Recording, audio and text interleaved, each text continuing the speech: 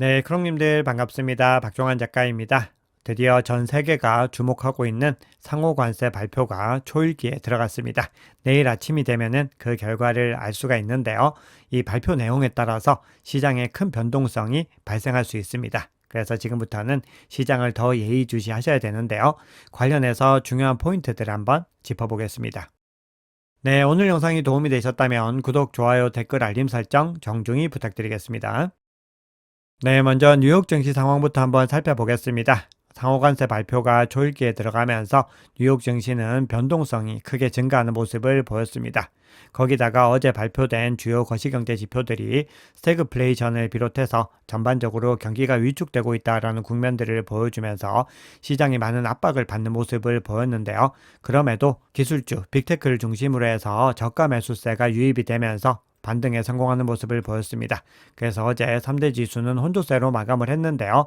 나스닥 같은 경우는 4거래일 연속 하락세를 딛고 2분기 첫 거래일에서 상승으로 마감을 했습니다. 그리고 이 상승폭은 뉴욕 증시보다 비트코인이 더 크게 나타나는 것을 확인할 수 있었습니다. 자, 어제 발표된 주요 거시경제 지표 한번 살펴볼 텐데요. S&P 글로벌이 집계하는 제조업 구매 관리자 지수 같은 경우는 50.2를 기록을 하면서 이전치는 하회했지만 예상치를 상회를 하면서 제조업 업황이 살아있다라는 시그널을 줬는데요. 상대적으로 더 중요하게 다루어지는 ISM 제조업 구매자 지수 같은 경우는 이전치와 예측치를 모두 다 하회를 하는 것은 물론이고 약세와 강세의 절대적인 기준으로 볼 수 있는 50을 하회를 하면서 제조업 업황이 3개월 만에 다시 위축 국면으로 전환이 되었다라는 시그널을 줬습니다. 그만큼 경기 회복에 대한 기대감이 약화된 겁니다. 일반적으로 제조업 지수를 경기 선행 지표로 보기 때문에 그렇습니다. 자, 거기에 덧붙여서 미국 노동부에서 집계하는 졸트 보고서, 즉 구인 이직 보고서도 이전치의 예측치를 하회를 하면서 고용이 냉각되는 국면을 보여줬습니다. 특히나 전년 동기 대비로 봤을 때는 무려 87만 7천 건이 감소하면서 노동시장이 냉각되고 있다는 시그널을 좀 명확하게 보여주는 모습이었습니다. 자, 그런 가운데 미국의 경제 성장률을 실시간으로 추정하는 애틀랜타 연은의 GDP 다우 모델에서도 1분기 성장률 전망치를 마이너스 3.7%로 낮췄습니다.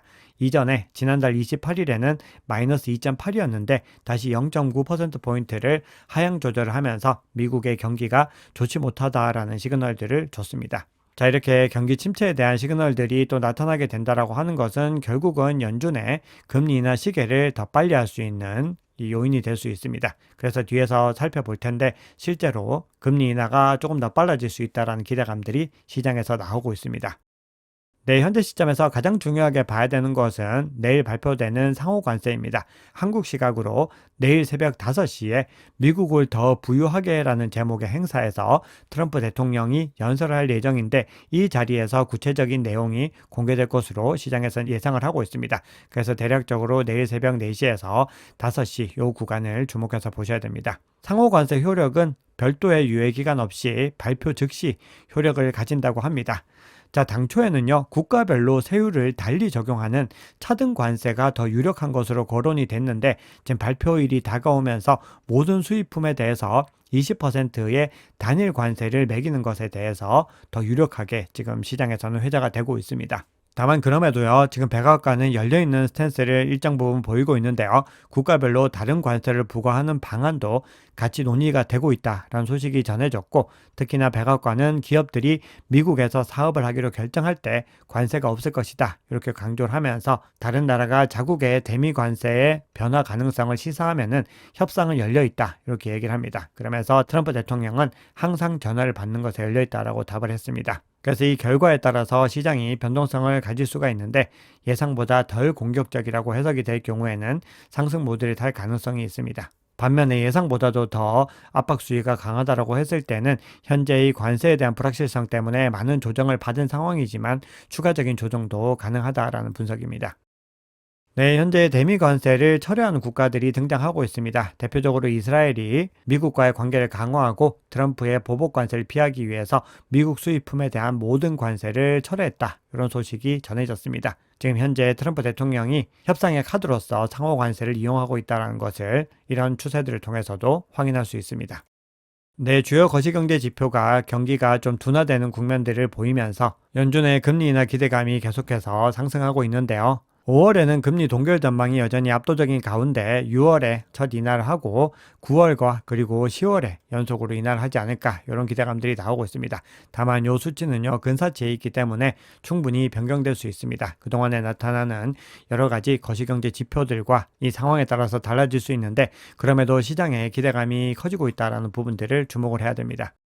네, 일본의 스트래티지라고 불리는 메타플래닛이 비트코인을 696개를 추가 매집을 했습니다. 현재까지 4046개의 비트코인을 보유를 하고 있습니다. 네, 그리고 이 소식을 메타플래닛의 CEO인 사이먼 게로비치가 게재를 했는데요. 지금 보시면은 전체적인 스탠스가 이 스트래티지와 상당히 유사하다는 것을 볼 수 있습니다. 스트래티지의 마이클 세일러가 이렇게 이미지와 함께 전체적인 추이들을 설명을 하는 패턴을 똑같이 따라가고 있습니다.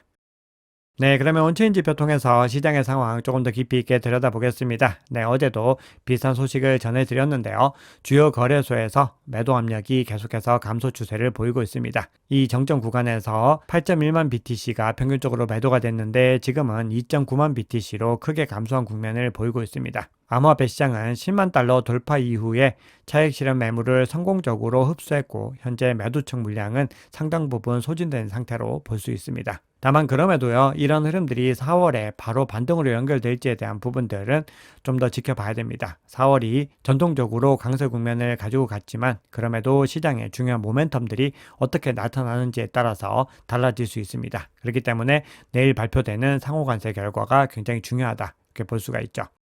네, 현재 시장은 매도세가 감소를 했지만 그럼에도 약세 국면이 완전히 회복되지는 못했습니다. 지금 보시면은 미결제 약정이 지난 7일간 70억 달러가 하락한 것으로 집계가 되고 있습니다.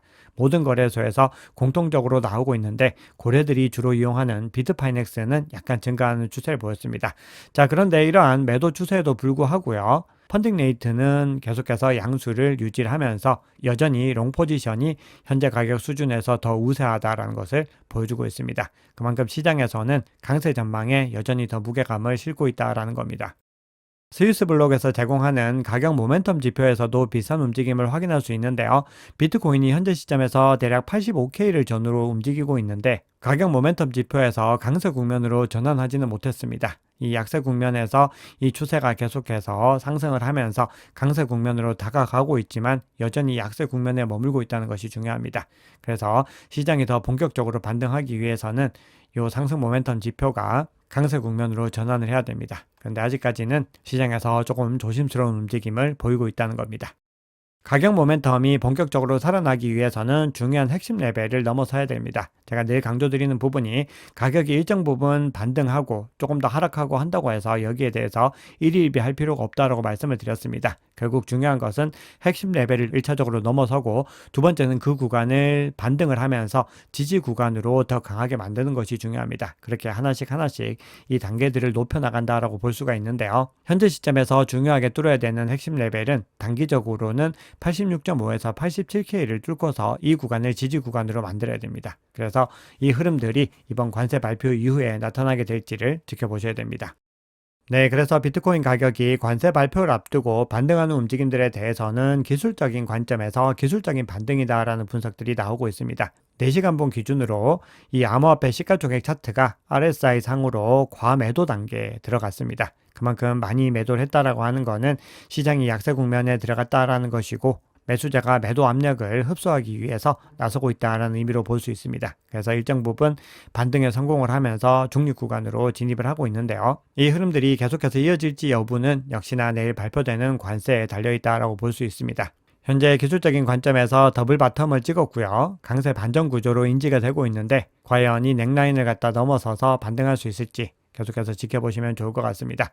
자, 그런데 여러 가지 어떤 이벤트들을 차치하고라도 현재 비트코인과 암호화폐는 저평가 구간에 위치를 하고 있기 때문에 만약에 물량이 많지 않으신 분들은 지금도 중요한 매집 구간으로 볼 수 있습니다. 꾸준히 모아나가는 관점에서 봤을 때는 좋은 구간이다 이렇게 볼 수 있습니다. 네, 비트코인의 조정된 SOPR 지표가 2023년 말부터 계속해서 핵심 지지 구간인 1을 지켜내고 있습니다. 그 구간에서 도달하게 되면은 다시 반등에 성공을 했는데 이번에도 1에 거의 도달했다가 다시 반등하는 움직임들을 보이고 있습니다. 그만큼 현재 비트코인이 가격 방어를 다른 알트코인 대비 월등하게 잘하고 있고 중요한 핵심 지지 구간을 잘 지켜내고 있다는 것을 확인할 수 있습니다.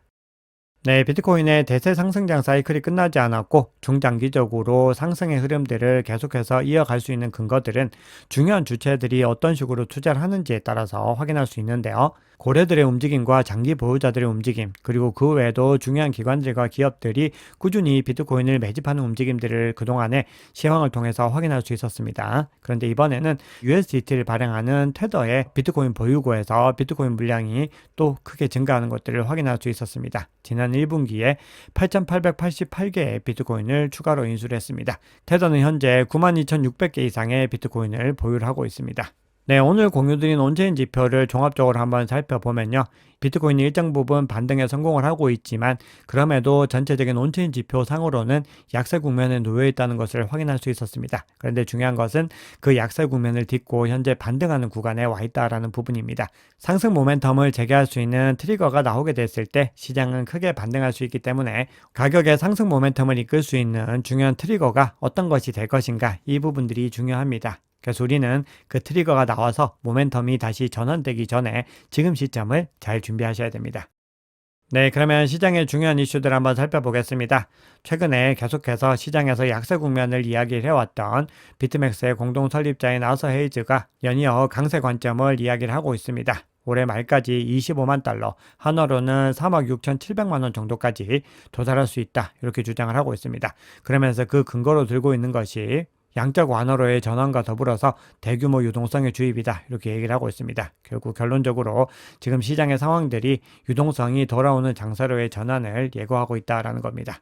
자, 그리고 트럼프 대통령의 차남이죠. 에릭 트럼프가 최근에 존재감을 많이 발휘를 하고 있는데요. 이번에도 중요한 발언들을 좀 했습니다. 주요 기업들이 대차 대조표에 비트코인을 쌓아두고 있고 앞으로 암호화폐가 폭발적으로 성장할 것이다, 이렇게 얘기를 합니다. 그러면서 최고의 날들이 다가오고 있다라고 강조를 하고 있는데요. 그러면서 비트코인이 가장 큰 가치 저장소 중 하나다라고 강조를 했는데요. 어제 시황에서 에릭 트럼프가 헛에이과 함께 아메리칸 비트코인을 합작 설립한다라고 말씀을 드렸는데 이 기업이 상장 계획도 가지고 있는 것으로 나오고 있습니다. 그래서 지금 트럼프 일가의 행보들을 살펴봤을 때 비트코인과 암호화폐에 굉장히 진심이라는 것을 재차 확인할 수 있습니다. 그리고 아메리칸 비트코인 사업에는 차남인 에릭 트럼프 말고도 장남인 트럼프 주니어도 같이 참여하는 것으로 알려져 있습니다. 네, 블랙락이 영국 금융감독청 FCA로부터 암호화폐 자산회사로 운영할 수 있는 승인을 받았습니다. 앞으로 영국에서 비트코인 현물 ETF를 비롯한 다양한 암호화폐 관련된 상품을 출시할 수 있습니다. 자, 그리고 미네소타주에서 투자위원회가 비트코인 및 암호화폐에 투자할 수 있도록 하는 새로운 법안을 도입을 했습니다. 현재 미국 주 정부의 행보도요, 비트코인의 친화적인 행보를 이어가는 주가 계속해서 늘어나고 있습니다. 네, 중요한 이슈 추가적으로 몇 가지 정도만 더 살펴보겠습니다. 네, 게임스탑이 전원사채 수익 14.8억 달러를 모두 비트코인 매입에 사용할 예정인 것으로 알려졌습니다. 마스터카드가 결제 주체에 있는 멀티 토큰 인프라 개발에 착수했다라는 소식이 전해졌는데요. 결국은 전통금융과 이 암호화폐를 연결하고 이 사이에서 암호화폐를 더 효율적으로 사용할 수 있는 인프라를 개발하는 겁니다. 그만큼 마스터카드가 암호화폐 산업에 더 본격적으로 진출하는 것으로 확인할 수 있습니다. 자, 그리고 미국의 블록체인 협회장이 다음 달에 퇴임을 하고 새로 신설된 솔라나 정책연구소 회장직을 맡게 된다라고 코인데스크가 전했습니다. 그만큼 솔라나가 얼마나 많이 입지가 강화되고 있는지를 확인할 수 있는 대목입니다. 자, 반면에 이더리움 같은 경우는 가격 반등의 움직임을 보이고 있지만 블록 수수료가 올해 최저치를 기록을 하면서 네트워크 활동성은 계속해서 약화되는 국면들을 보이고 있습니다. 예정되어 있는 팩토리 업그레이드가 어떤 방향성으로 진행되는지에 따라서 이 이더리움의 행보도 달라질 것으로 보입니다. 네, 그러면 CBD 지표 한번 살펴보겠습니다. 90K를 경계로 한 매도벽이 들쭉날쭉한 움직임들을 계속해서 이어가고 있는데요. 90K 상단으로 또 두터운 매도벽이 형성되는 것을 확인할 수 있습니다. 자, 고래들의 움직임에서는 좀 주목해서 봐야 되는 부분이 이 CVD가 현물 거래를 집계를 하는 건데 현물 거래량의 절대 다수를 차지하는 것이 글로벌 바이낸스 거래소입니다. 바이낸스 거래소가 나머지 모든 거래소를 합친 것보다도 더 많은 현물 거래량을 처리를 하고 있습니다. 자, 그래서 이 CBD 지표가 중요하게 작용을 하는 건데요. 보라색과 빨간색이 그동안에 급격하게 매도의 움직임을 보였는데 그 추이 자체가 계속해서 좀 평탄해지는 것을 확인할 수 있습니다. 그래서 이 흐름들이 계속 계속해서 이어질지도 지켜보셔야 되지만 일단 이 부분들이 좀 완만해지는 흐름들을 이어가고 있고요. 그런 가운데서 전체 주문량이 이제 매수세가 조금 더 우위에 있는 모습으로 나오고 있습니다. 이런 흐름들이 나오는 이유는 보라색과 빨간색이 주춤하는 사이에 이 갈색 고래가 물량을 더 매수를 했기 때문에 비롯된 것인데요. 이 흐름들이 어떻게 이어질지 계속해서 주목해 보시면 좋을 것 같습니다. 네, 차트는 간단하게만 살펴보겠습니다. 현재 비트코인 가격은 촬영 시점을 기준으로는 85K를 약간 상회를 하고 있습니다. 22평선을 상방 돌파를 해서 테스트를 하고 있는데요. 이 구간들을 넘어서는지 여부들을 지켜보셔야 됩니다. 자, 그런데 우리가 이 추이 자체는 중요한 이벤트에 따라서 언제든지 등락을 거듭할 수 있기 때문에 전체적으로 큰 그림을 위주로 해서 보는 것이 중요합니다. 현재 비트코인이 계속해서 바닥을 높여가고 있습니다. 지금 지지 구간 자체가 높아지고 있기 때문에 우리는 그 부분들을 주목을 하셔야 되고요. 특히 이 구간에 있는 이 매물대가 쌓여있는 구간들을 주목해서 보셔야 됩니다. 결론적으로 현재 추세를 지켜내기 위해서는 비트코인 가격이 80K 상단을 유지하는 것이 중요합니다. 그리고 전체적으로 거시적인 관점에서 본격적인 상승 랠리로 전환하기 위해서는 90K 상단을 넘어서야 됩니다. 이 구간에 단기 보유자들의 실현 가격이 위치하고 있습니다. 그래서 이 구간을 상방 돌파하는 것이 상승 추세 전환을 위한 중요한 미션이다라고 볼 수 있습니다. 자, 다음으로 더 본격적인 행보들, 더 가파른 상승세를 이어가기 위해서는 매물대가 가장 많은 구간입니다. 이 96.5K 상단을 다시 회복하는 것이 중요합니다. 그래서 이때부터 어떻게 보면은 비트코인이 더 본격적인 본게임에 들어가는 것이다.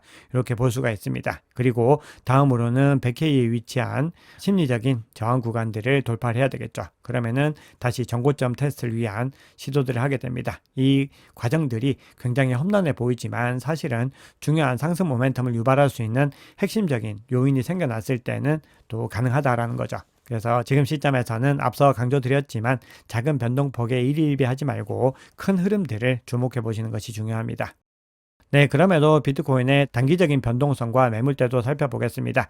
현재 비트코인이 85K 상단에 위치를 하고 있고요. 주요 지지 구간은 84K와 그리고 82.1K의 매물대가 두텁게 형성이 되어 있습니다. 그 하단으로는 굉장히 매물대가 옅어지는 것을 확인할 수 있습니다. 그리고 가격 바로 상단으로 86.5K의 두텁게 매물대가 형성이 되어 있습니다. 앞서 스위스 블록 지표를 말씀을 드리면서 언급드렸던 그 구간입니다. 86.5에서 87K 사이에 있는 이 저항 구간들을 돌파를 해야지 단기적으로 기술적인 상승 모멘텀을 얻을 수가 있습니다. 네, 내일 새벽에 상호 관세가 발표가 예정되어 있다 보니까 시장이 오늘부터 해서도 변동성이 또 추가적으로 나타날 수 있습니다. 그만큼 불확실성이 커져가고 있다라는 건데요. 시장에서는 이미 상호 관세를 악재로 인지하고 가격에 선 반영되었다. 이런 분석들도 나오고 있습니다.